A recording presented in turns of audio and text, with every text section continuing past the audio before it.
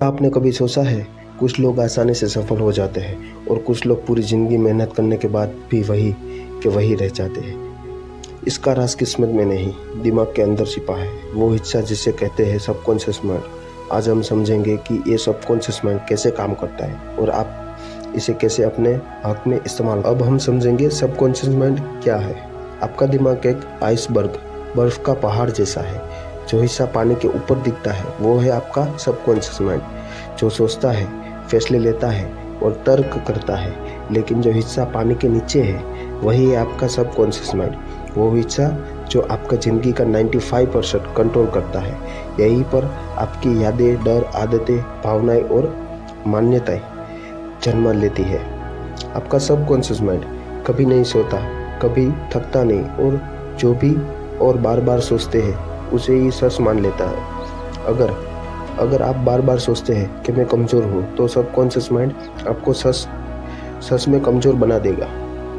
लेकिन अगर आप रोज़ कहते हैं मैं कर सकता हूँ तो धीरे धीरे आपकी सोच, आपकी आदतें और आपका ये आपके जीवन को कैसे कंट्रोल करता है। कभी सोचा है कुछ लोग सफलता से डरते क्यों है, या कुछ लोग हमेशा एक जैसी गलतियाँ क्यों दोहराते हैं? क्योंकि उनका सबकॉन्शियस माइंड पुराने अनुभव से प्रोग्राम हो चुका होता है। अगर बचपन में किसी ने कहा तू कुछ नहीं कर पाएगा तो वो बात सबकॉन्शियस माइंड में गहराई तक बैठ जाती है और फिर जब भी मौका आता है तो कुछ बड़ा करने का आपके अंदर का माइंड खुद कहता है मत कर, तू नहीं कर सकता। यही वजह है कि असली लड़ाई बाहर नहीं, सबकॉन्शियस माइंड को कैसे रिप्रोग्राम करें। अच्छी खबर यह है, आप अपने सबकॉन्शियस माइंड को रिप्रोग्राम कर सकते हैं। कैसे? 3 आसान तरीकों से। पहला, पॉजिटिव एलिमेंट्स। हर सुबह और रात खुद से दोहराए, मैं आत्मविश्वासी हूँ, मैं सफल हूँ, मैं अपने सपनों को पूरा कर सकता हूँ। बार बार कई बातें आपका सबकॉन्शियस माइंड मान लेता है। दूसरा, विजुअलाइजेशन, कल्पना।